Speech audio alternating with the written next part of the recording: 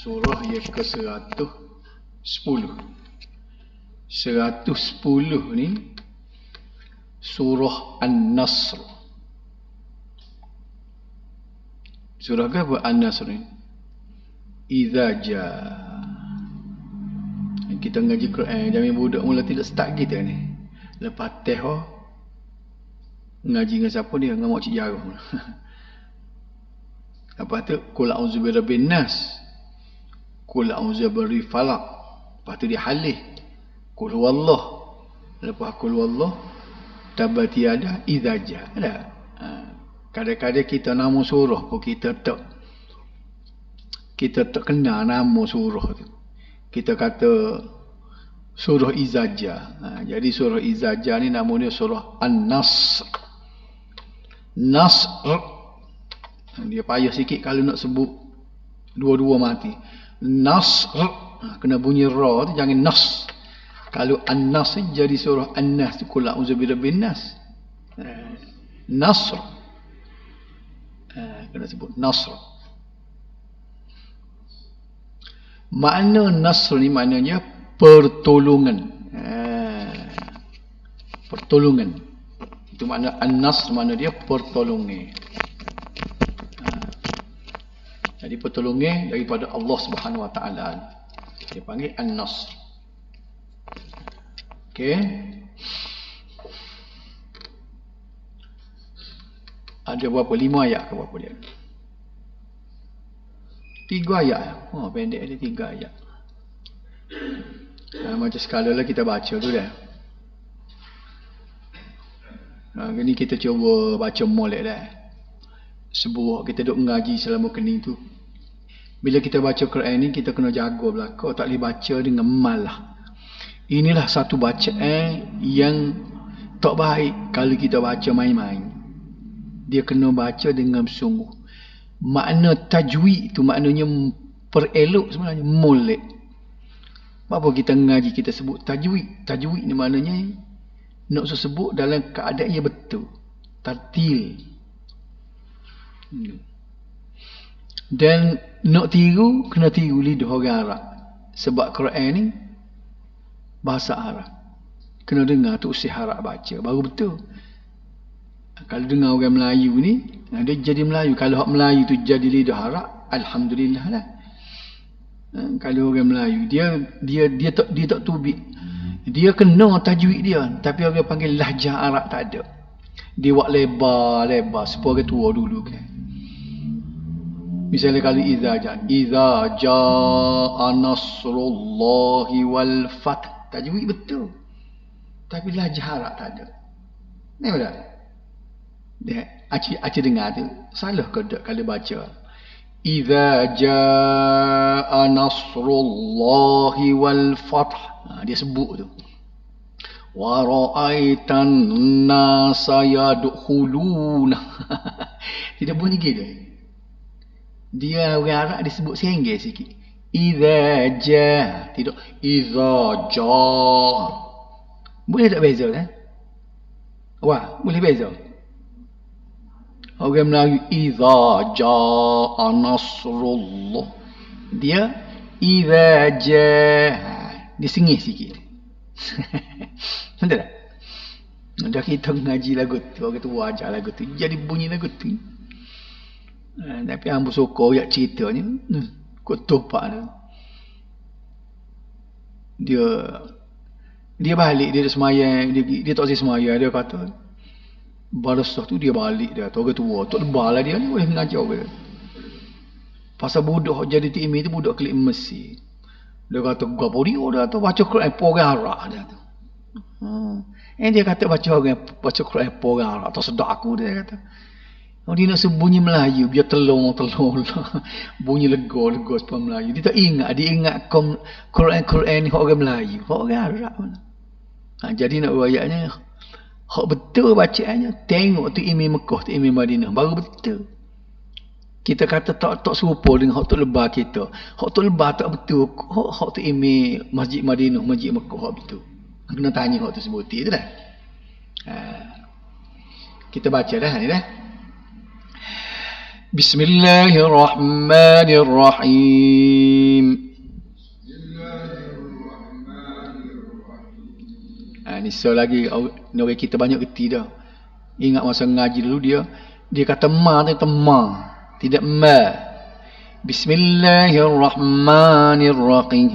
Ma. Hak duduk dalam hidung tu tak betul tu. Sebab dia huruf jaufiah situ. Dia ming tu je makan hidungnya. Lepas pada tu dia kena lepas. Ma. Ma. Bukan ma. Kita ngaji Quran dulu. Bismillahirrahmanirrahim. Jadi ngidung kita. Hak tu tak betul tu dah. Apa dah? Kau baca lagu tu lagi lah ni. Apa dah? Dia serupa dengan ja. Sebab masa kita kata a tu huruf ma. Sebab apa duduk terpengaruh dengan ma? Ming seperti itu betul lah hidung. Lepas ming tu a dah. Ma a. Ma a jadi ma. Apa dah? Bukan ma. Ma. Cuba perhati orang dalam tilawah ke apa. Tak ada seorang habuk macam ma. Semuanya lega. Pasal dia ngaji benar juga. Tapi yang dia buat gitu potong markah dia. Jadi Bismillahirrahmanirrahim. Atau asalnya Bismillahirrahmanirrahim. Boleh kan? Sini tak? Idza jaa nasrullahi wal fath.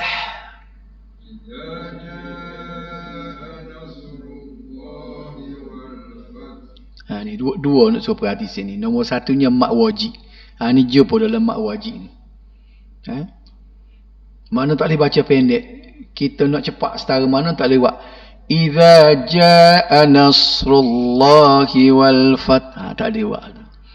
Dia tak serupa dengan kuliah. Ni lepas pada ni kita nak baca kuliah. Kuliah tak apa. Qul ya ayyuhal kafirun. Boleh. Nak panjang. Qul ya ayyuhal kafirun. Hak tu dua-dua boleh. Dah? Sebab tu mak jaiz. Hak ni mak wajib. Hak ni tak boleh. Kita kata kuliah boleh tu. Nak pendek pun boleh. Nak panjang pun boleh. Alah Alah. Hak tu mak jaiz. Hak ni mak wajib. Tu ngaji Quran belakang. Dah. Malam khamis lagi. Pagi satu lagi dah. Jadi jangan kata Iza jaa nasrullahi wal fath. Tidak. Iza jaa. Panjang. Nasrullah ni yang kita kena belajar juga biar beza huruf sad dengan sin. Ada ke tak dia tukar. Iza jaa nasrullah dia nas. Nas. Tu beza tu. Nas. Qul a'udhu bi rabbin nas. Harus ni. Ni. Idza jaa nas. Duduk di cermin tengok mulut kita. Aku nak sebut nas lagi. Nas. Sok. Okey. Lepas tu macam tadilah. Bila kita wakaf, huruf tu betul-betul mati sebelum pada huruf yang kedua. Akhir tu dia mati. Huruf akhir tu kita nak mati juga. Hak ni yang kita perlu kena jaga ni. Sebab apa? Kadang-kadang ha tak bunyi. Jadi wal fat berarti gitu lah. Kalau nak wasa tak apa. Wal fathu. Ni bila nak berhenti tu. Jadi wal fath. Kena ada ha tu. Kalau kita tergeleng hak tu tak ada huruf ha tu. Nampak tu tak? Hak naknya Idza jaa nasrullahi wal fath. Dah. Boleh tak? Wah. Okey. Allah ni kata ayat dah dulu je. Jangan buat ketak dah. Jangan kata nasrullahi wal fath. Atau di dah orang Melayu tu dah. Idza jaa nasrullahi wal fath. Tak si tu lagu tu dah. Dia nya Idza jaa nasrullahi wal fath. Allah gitu kan. Bukan Allah. Gigi kita tu, lidah kita tu gigi ala ki ataupun ala hak mudah ki lah ataupun kan. Jangan buh sama tengah. Kalau bersama tengok jadi Allah. Allah. Acik rasa boleh tak? Allah. Allah. Lidah lagi tu. Orang lain royak dah benda ni dah. Teknik menyebut dia tak ajar. Baik. Faham tak? وَرَأَيْتَ النَّاسَ يَدْخُلُونَ فِي دِينِ اللَّهِ أَفْوَاجًا وَرَأَيْتَ النَّاسَ يَدْخُلُونَ فِي دِينِ اللَّهِ أَفْوَاجًا. Molek dah tu. Nas dia tak si juga sebut tadi nas. Dia lepas pada nun dengan mi nak jadi sama. Wa ra'aitanna jadi lemah. Wa ra'aitannas. Nampak? Boleh beza tak? Boleh tak? Beza tu. Nas. Fasabbih bihamdi rabbika wastaghfirh.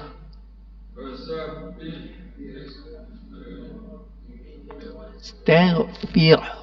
Ni. Banyak benda tu tak. Fasabbih bihamdi ada tebal tak? Rabbika wastaghfir. Fir ra tu nipis pula dah. Ta ni pula ni kalau mula baba mati dah ya. Mula baba tu dia panggil terpengaruh. Huruf ta ni dia kata buat depan huruf ring dia berak maka dia jadi ketak. Dia panggil wastaghfir, dia jadi ta. Sedangkan huruf ta ni dia istighfar, dia huruf bawah nipis. Wastaghfir ring tu barulah kena tebal. Wastaghfir. Tapi dia kata jadinya wastaghfir. Pasal tak gitu. Iyyaka na'budu wa iyyaka nasta'in. Ni jadi ta.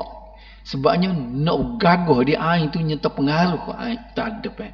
Hak sepatut iyyaka na'budu wa iyyaka nasta'in. Baru ta'in. Nak gagah di ain tu jadi ta'in. Ta. Kadang-kadang kita tak sedar benda tu tak. Oh tu panjang sikit baca. Menghabiskan apalah.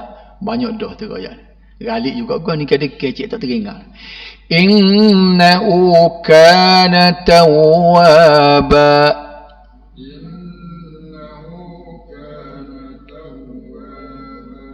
Bila 3 ayat jadiannya.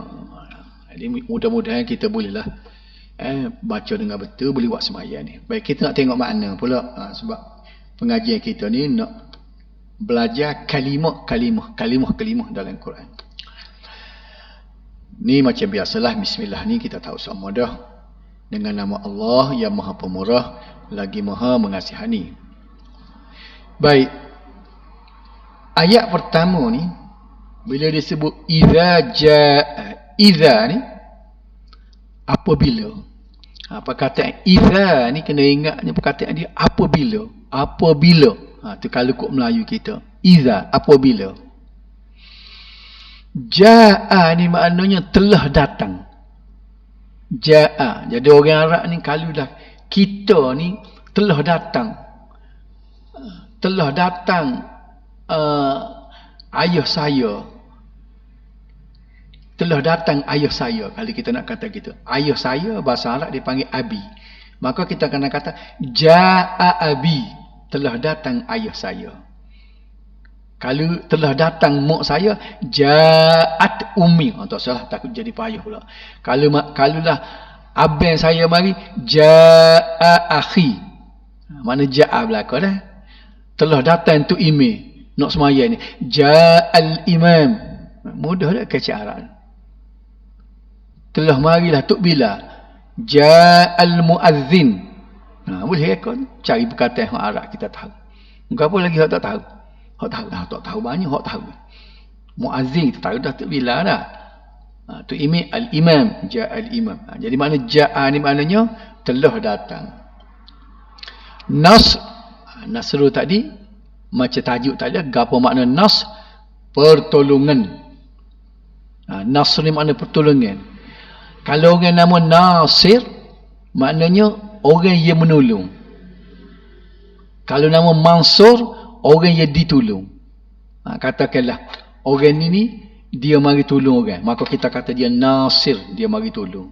Orang yang kena tolong saat ni, tolong misalnya dia ni bersusah, orang ni tolong. Orang yang kena tolong ni nama Mansur. Jadi dua-dua tu orang Melayu berbuah nama. Dah. Nasir pun ada, Mansur pun ada. Kita tahu lah malam ni kenanya mari daripada tempat tolong. Nasir dengan Mansur ni mari tempat tolong. Nah, Nasruddin pertolongan agama. Jadi Nas pertolongan, Nasir yang menolong, Mansur yang ditolong. Faham tak?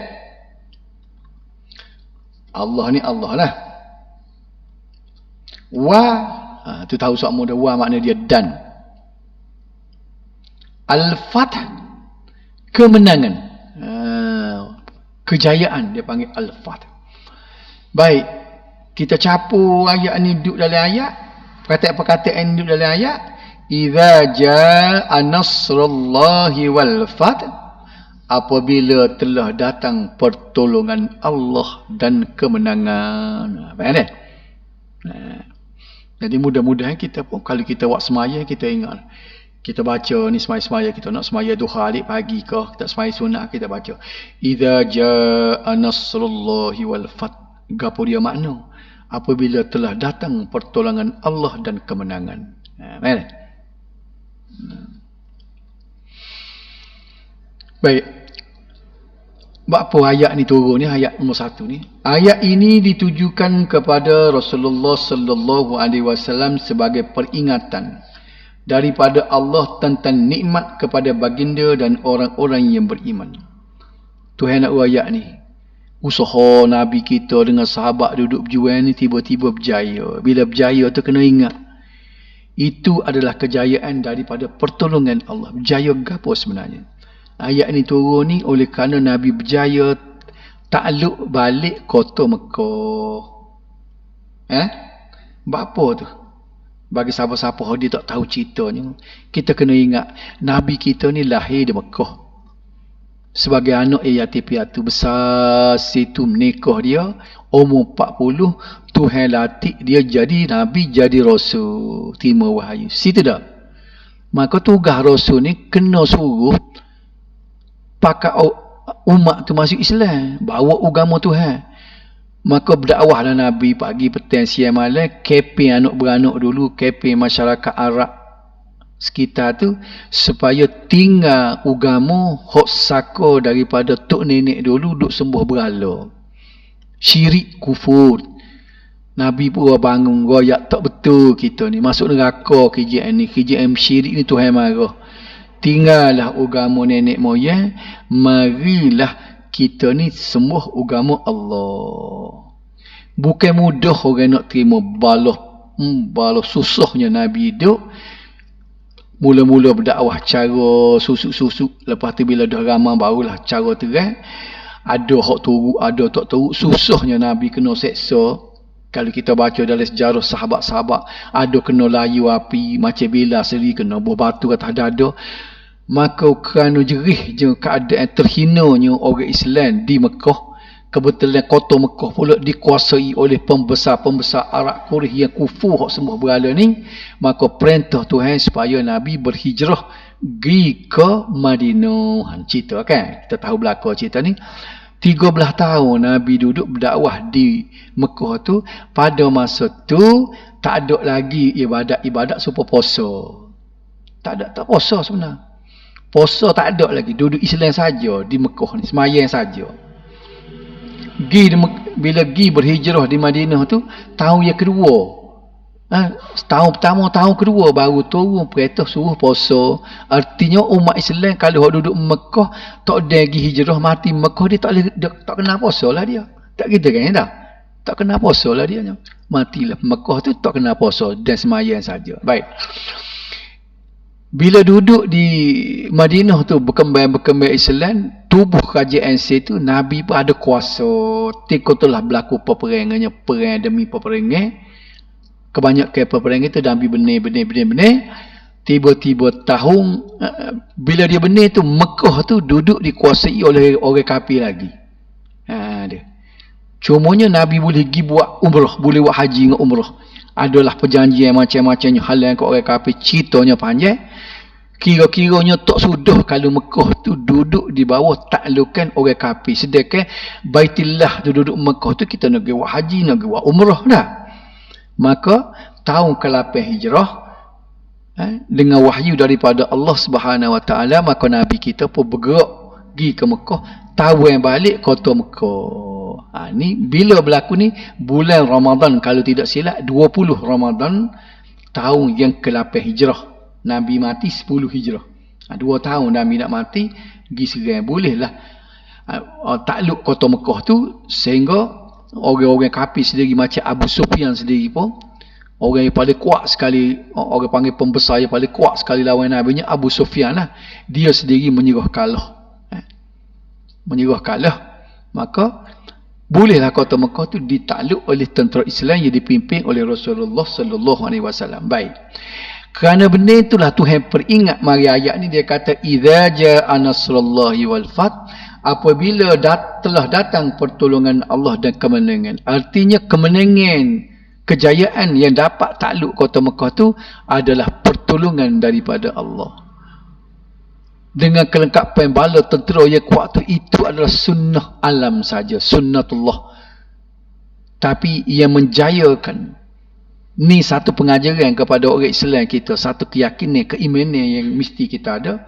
Setiap benda yang kita buat, bila kita betul dengan Islam, kita kena ingat bahawa tidak ada sesuatu kejayaan kalau tidak dengan pertolongan Allah Subhanahu Wa Taala.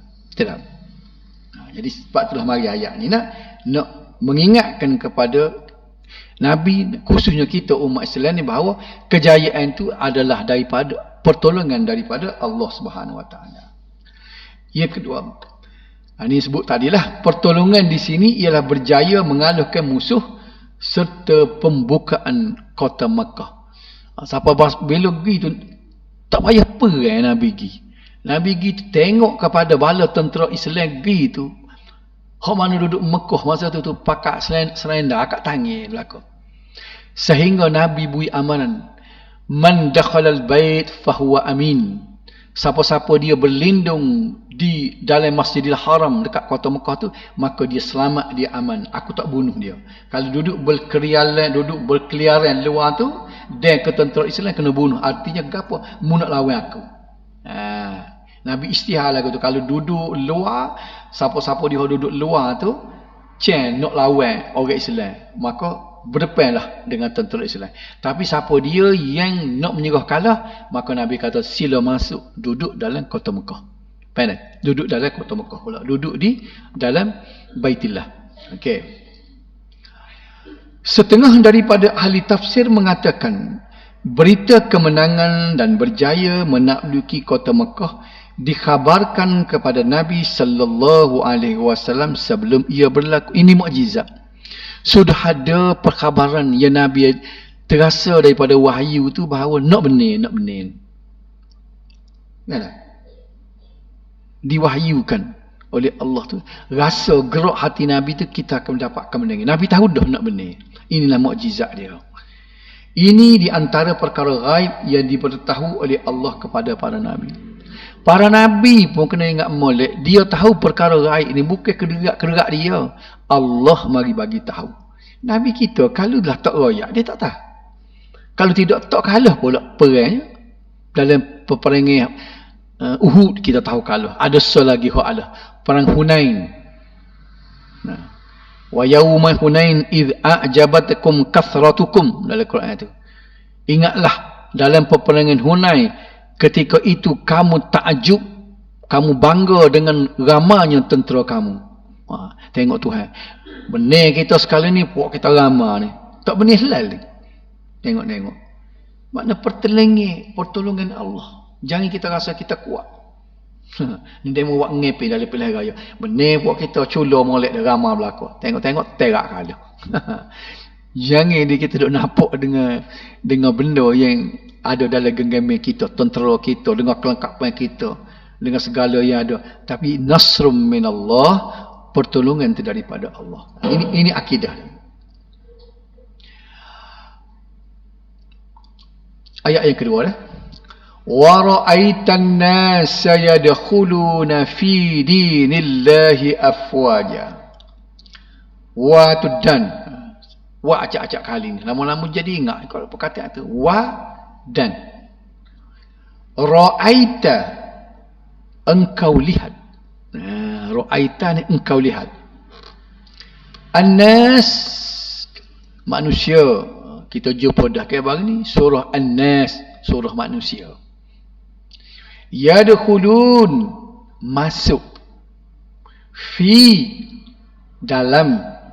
Din, agama. Allah, afwaja, berduyun-duyun. Apa tu jadi lagu mana ayat tadi? Dan engkau lihat manusia masuk ke dalam agama Allah dengan berduyun-duyun. Bila mari kemenangan Allah, maka taufik dan hidayah Allah pun berlaku. Ramai orang akan masuk Islam. Berduyun-duyun orang masuk Islam. Satu perkembangan baik kalau kita tengok dalam dunia hari ini. Ada satu carta demo duduk buat, masuk dalam grup. Oh, tak teringat.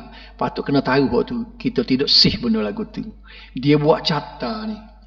3 tahun 50 dulu. Agama jumlah umat Islam di dunia ni duduk nombor 5. Hindu ramai sekali. Kita heran Hindu, Kristian duduk nombor 5. Tahun 50-an mula. Dia tunjuk. Masa tu dia buat tahu dia buat naik. Hak duduk nombor 5 ni orang Islam ni, cung naik. Ni abad ni. Tahun 80 tu nak litah. 80 lah. Tahun berapa bang ni? Akhir tahun 90 nak tahun 2000 ni Islam duduk depan lah ni. Jadi lelaninya bilangan umat Islam di dunia hari ni duduk nombor 1 lah. Kalah dah Hindu, Kristian habis. Kan? Seolah-olah macam inilah pertolongan Allah. Bahasa dia tengok kesungguhan nak berbanding dengan kita bahasa tahun 50-an dulu kita cara kan. Zaman-zaman Pok Yeye dulu kan, acik tengok pak kita mula mana ada orang duduk kuliah sana sini dah. Orang duduk semaya jemaah oh pun tak ada belah mana ni masjid dulu. Sorang-sorang balas ada so. Balas ni mula pak ada leh buat seputih. Situ seputih ke bunuh seputih. Allah ni bawa ada patut. Jadi kan kita tengok orang kita ramai dah mari semaya jemaah, oh mari dia dekat di masjid. Dah, hak dulu semaya dua berkali ramai hak dok. Nak nikah zaman dulu acik ingat tanya orang tua dulu. Tidak waktu ngari dia belarak. Dia lagi belarak waktu ngari. Kita belarak kan tu. Ngari siapa sama. Paduk jamu tak maya habis. Tak tahu dah takut abang dengar masa budak-budak mula kita ingat ngari sama siapa tu kan. Masa budak-budak. Oh, akak gola pun. Nak orangnya tak cara orang lain ni maknanya, tengoklah. Dari maknanya seluruh dunia, nampaknya orang masuk Islam ramai lah. Huraian daripada ayat yang kedua tadi, engkau wahai Muhammad akan melihat nanti ramai orang-orang Arab memeluk Islam secara berduyun-duyun, tanpa berlaku peperangan dan pertumpahan darah. Tengok, sebab tu boleh takluk kat apa tu. Sehingga di zaman Sayyidina Umar tu ke boleh penaklukan siapa kau Rom dengan Parsi. Dah lepas tu Sepanyol ada tempat kita dulu ni. Sepanyol dah lepas mereka Islam dulu. Tapi berlaku kesilapan lagu mana lah ni Sepanyol jadi duduk jatuh di tangan Kristian balik. 3 suku dunia pada masa tu boleh takluk di orang Islam. Kenyataannya tidak sampai 2 tahun kota Mekah jatuh ke tangan pemerintahan Islam. Orang-orang Arab seluruh pelosok rantau datang masuk Islam dengan kerelaan. Tak payah perang. Suka hati. Sebuah hadis riwayat Al-Bukhari dan Muslim menyatakan, Atakum ahlul Yaman hum ad'afu quluban wa arraku afidah. Al-imanu yamanu wal hikmatu biyamaniyah wa dinullah huwal Islam. Kamu telah didatangi oleh penduduk negeri Yaman. Merekalah orang yang paling lemah hatinya dan paling halus sanubarinya. Itulah iman yang datang dari negeri Yaman. Hikmah kebijaksanaan yang datang dari Yaman. Sedang agama Allah itu adalah agama Islam. Hadis ni bakal dia orang Yaman yang naik sihla ni. Dia kata dia lah orang yang paling kelas sekali ada hadis Nabi. Orang yang paling tinggi. Dia tidak duduk di negeri semata-mata. Kebetulan pada masa tu orang Yaman ni dia berpegang teguh kepada sunnah Nabi. Hak lah ni macam kita pergi di Yaman ada dua firqah, dua grup. Kalau hak duduk dia ada dua di Sana'a. Ibu kota tu hak tu ahli sunnah sungguh. Sebab tu budak-budak kita kalau hak pergi ngaji di Yaman, pergi ngaji di Sana'a, okeylah. Hak tu dia ada kelah, dia ada muqarrar, ada sokatan dia. Memang ngaji sungguh tu. Dia ada satu lagi hak duduk di Hadral Maut. Hak tu hak duduk puja kubur tu. Tanya Datuk Loh speaker tu bukan duduk ngaji di sebelah sana. Dia kata dia tak ngaji lah mana, dia duduk mengatik ya. Duduk mengatik keramat wali sana wali sini. Tu di Hadral Maut. Sebab tu kalau ada anak beranak kita waris-waris nak pergi ngaji, tanya dulu. Nak pergi ngaji di Yaman kau nak ngaji di Yaman pula. Kalau pergi di Yaman nak ngaji di Hadral Maut kau nak ngaji di Sana'a. Kalau Sana'a okey. Kalau di Hadral Maut nak tanya ni. Jumpa Pok Habib juga ke dalik puja kubur. Tu kalau balik ke Malaysia ke duduk mengaru cerita pelik-pelik perang selain dari laut jumpa Tok Wali ajar perang suruh jadi perang. Tidak kepelik cerita-cerita ni. Mari di Hadral Maut ni. Jadi bila Nabi sebut Yaman tu bukan Yaman semua Yaman. Yaman sahabat-sahabat pada masa tu. Misalnya Huzaifah ibn al-Yaman. Itu sahabat Nabi. Baik. Ayat nombor 3. Fasabbih bihamdi rabbika wastaghfir innahu kana tawwaba. Fa tu dua perkataan tu. Makna dia maka. Sabbih bertasbihlah. Macam perkataan tasbih. Tasbih tu mari pada perkataan sabbih lah. Sabbih makna satu kata perintah. Sabbih bertasbihlah kamu. Jadi kalau kita nak suruh orang tasbih, sabbih kita kata. Tasbihlah. Dia pun subhanallah, subhanallah, subhanallah. Subhanallah, subhanallah. Tu orang panggil tasbih. Suruh orang tasbih tu kena kata sabbih. Sabbihu bukratan wa asila. Bertasbihlah sebanyak-banyaknya pagi dan petang. Okey. B dengan hamdi memuji. Ni perkataan ni dua ni dia pak ada sini. Fa sabbih bi hamdi. Rabbuka Tuhanmu wa dan selagi ni wa ni pula ni. Istaghfir. Bila sambung jadi wastaghfir, minta ampunlah kepadanya. Innahu sesungguhnya dia siapa? Dia Allah itu kana adalah dia tawwaba maha menerima taubat. Jadi fasabbih bihamdi rabbika wastaghfirhu innahu kana tawwaba. Maka bertasbihlah dengan memuji Tuhanmu dan minta ampunlah kepadanya. Sesungguhnya dia Allah adalah maha menerima taubat.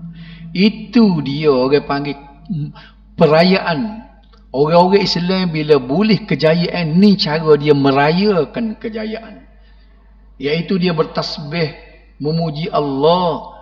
Bukan duduk disco. Sebab tu tengok raya. Dia suruh kita bersyukur hari raya. Zayyinu a'yadakum bitakbir wa tahmid. Hiasilah hari raya kamu dengan bertakbir dan bertahmid. Bukan buat maksiat. Orang kafir kalau dia boleh dia yo hori minum agak palu gendai selalu dah. Gogeng lalu bila mari polis sesuatu nikmat ia diberi oleh Allah ni dah. Tengok kita hari raya takbir. Allahu akbar, Allah nak buat dah. Tu orang Islam bila dia terima kejayaan pertolongan daripada Allah, kita kena ingat siapa dia jebui. Oleh kerana tu cuba tengok ni dia ajar ni Tuhan beri asah kepada Nabi kita sallallahu alaihi wasallam bila berjaya takluk kota Mekah balik, ini satu pertolongan daripada Allah. Apa hang buat gapo? Inilah fasabbih, bertasbihlah dengan memuji Allah dan minta ampunlah kepadanya. Faham? Ayat ini sebagai jawapan kepada ayat pertama, jika telah sempurna peristiwa berlaku, maka ucapkan tasbih dengan memuji Tuhanmu dan bersyukurlah kepadanya. Ni tanda orang Islam bersyukur. Bukan bersyukur dengan buat maksiat. Kalau dia jahil, dia buat maksiat. Nak segang ni, sakit lama dah segang ni. Kita panggil teri-teri, mai teri baru dah. Nak segang ni, ingat ala keseluruh macam ni dah. Tuk dia segar mari nak panggil royak kulit nak segang dia kata. Panggillah dulu, zaman dulu boleh main kan, gogeng-gogeng mau royak kulit apa bau segar demi. Jadi balik Tuhan beri nikmat ke dia, digelawai Tuhan. Orang Islam dia tidak ajar lagu tu. Bila boleh nikmat Tuhan, puji Tuhan, minta ampun dengan Tuhan. Tuhan yang telah meninggikan agama Islam ke atas agama-agama lain, dan dia telah menyempurnakan nikmatnya serta maha menerima taubat. Ibnu Abbas meriwayatkan bahawa surah ini menunjukkan tanda ajal Rasulullah sallallahu alaihi wasallam telah hampir.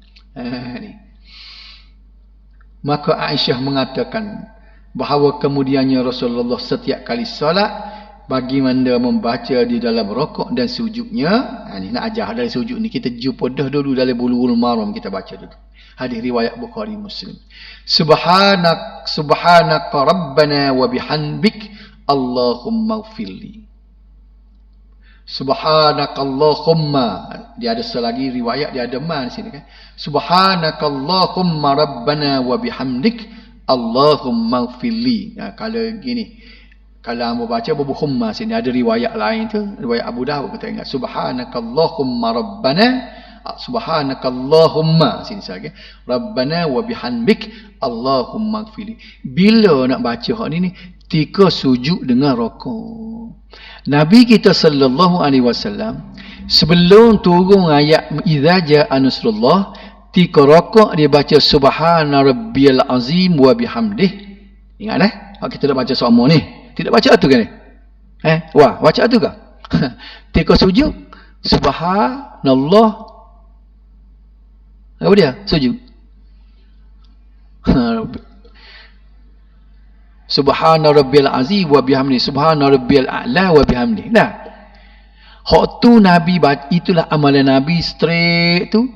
Tiba-tiba tahu ya ke-8 Hijrah, bila turun ayat ni kata Aisyah, Nabi tinggal ada baca tu, Nabi baca hak ni siapa dia mati. Jadi sebab tu nak raya ambulan ni sudah tinggal ada juga. Pasal berasa tua dah nak mati. Tinggal hak tu apa baca ni. Tak baca dah sebab tu nak baca. Jadi gagak saat ni lama tak baca dah. Subhana rabbil a'la dengan subhana rabbil azim. Tapi kalau baca tidak salah, itu sunnah juga. Tapi kita nak turut Nabi di akhir-akhir usia dekat nak mati, dia tak baca ada subhana rabbil azim, dia tak baca ada subhana rabbil a'la, dia baca subhanakallahumma rabbana wa bihamdik Allahumma ighfirli. Ya tak? Jadi baca bila? Tika rokok, tika sujud semayang, gapo-gapo pun, tika rokok, tika sujud. Nak baca berapa kali tu boleh berlaku. 3, 5, 7. Boleh lah sekak-kak kita nak baca. Ada ayat tadi, dia ada riwayat ni. Nak baca ni pun boleh. Jadi sebab kita duk hafal. Ada Allahumma sini. Allahumma. Subhanakallahumma rabbana. Subhanakallahumma rabbana. Hak ni subhanaka rabbana wa bihamdik. Boleh dua-dua dah. Jadi maknanya kalau baca hak ni, rokok apa boleh, sujud pun boleh. Jadi kalau dah sekiranya, kalau nak gapo orang panggil sana ni mana ni? Ni hak ni. Kalau hamba ambil sini mula dah. Cuba kita nak buat satu dah. Ya, takut nak tengok sini pula ni. Kita ambil sini dah. Buat sini dah. Semula ni dianya ada beza mana, hasil ni dia ada beza ni. Nanti nak tambah dah. Nak tambah sini nanti berapa ni? Dah. Allahumma di sini. Allahumma di sini. Apa ni? Ni. Nanti kita besar ni. Subhanakallahumma rabbana wa bihamdik Allahumma ighfirli. Mana? Kalau siapa dia nak ni boleh baca. Pas nak baca gua nak tak kena. Minta nak salin lagu tu semua dah. Tak payah salin, kita rakam video ni. Wadah. Kalau nak ni kan ni. Tengok video karang ni, lepas pada ni ambo post dalam tu, tengok ni bacaan dia. Kalau malah tengok dalam buku ada ni dalam hadis. Kita ngaji Bulughul Maram mula ada sebut dah ni. Mana? Boleh dah tidak buat tak? Okey. Baik. Itu masalah ni kan. Makna gapo ni yang Nabi baca ni? Maha suci engkau, masih isu dah tak pihak ni dah. Tuhan kami dengan kepujianmu ya Allah, ampunilah daku. Menurut Ibnu Umar, surah Al-Fatih ini turun di Mina semasa Haji Wada'. Haji terakhir Nabi turun situ. Kemudian turun ayat ketiga surah Al-Ma'idah. Ni ayat ni. Lepas turun Idza Jaa ni turun Al-Ma'idah. Al-yawma akmaltu lakum dinakum wa atmamtu alaikum ni'mati wa raditu lakumul Islam dina. Pada hari ini aku telah sempurnakan bagi kamu agama kamu dan aku telah cukupkan nikmatku kepada kamu dan aku telah redakan Islam itu menjadi agama untuk kamu. Selepas itu baginda hanya hidup 80 hari. Ramai orang keliru, ustaz-ustaz pun keliru dalam ceramah. Dia kata ayat ni lah ayat akhir Nabi wahyu turun. Mana? Ini satu kesilapan yang besar. Tidak ada dalam kitab-kitab ulumul Quran atau kitab-kitab sirah yang menyebut ayat ini ayat akhir, sebab dia bunyinya supaya hari ini aku sempurna. Dia kata hari akhir tak. Dah, semua orang kecek ustaz-ustaz kalau dia tidak mendalami dia kata ayat ini akhir. Sedangkan ayat surah Al-Maidah ni al-yawma akmaltu lakum ni lepas turun ayat tu ada 80 hari lagi Nabi mati. Dalam 80 hari turun pula ayat 179 surah An-Nisa. Yastaftunaka qulillahu yuftikum fil kalalah. Mereka meminta fatwa kepadamu wahai Muhammad, katakanlah Allah memberi fatwa kepada kamu di dalam perkara kalalah. Kalalah ni orang yang mati tidak ada waris kan. Okey. Jadi lepas turun ayat ni, ayat tadi 80 hari Nabi mati. Lepas turun ayat ni Nabi boleh hidup ada 50 hari lagi. Maknanya hak ni kira pada ayat tadi. Kan dah? Yastaftu tadi kedian lagi daripada al-yawma akmaltu lakum tadi. Tak aja dengar ayat ni. Dah orang duk ayat al-yawma akmaltu ke tak? Ni.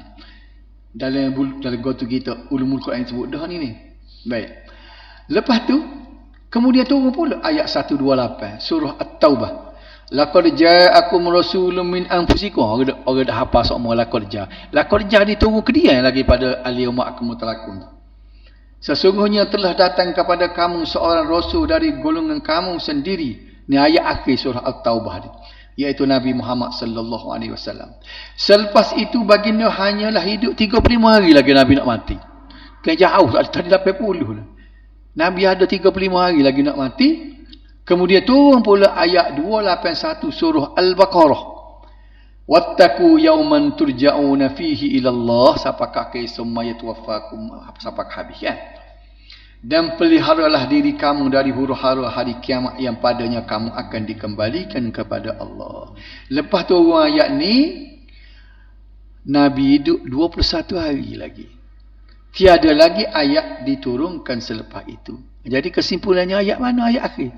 Surah Al-Baqarah, iaitu ayat yang ke-281. Tolong ingat kalau orang tanya mana ayat yang akhir turun, ialah surah Al-Baqarah 281. Ayat pertama Iqra. Tu tahu belaka dah. Tak tu sepakat.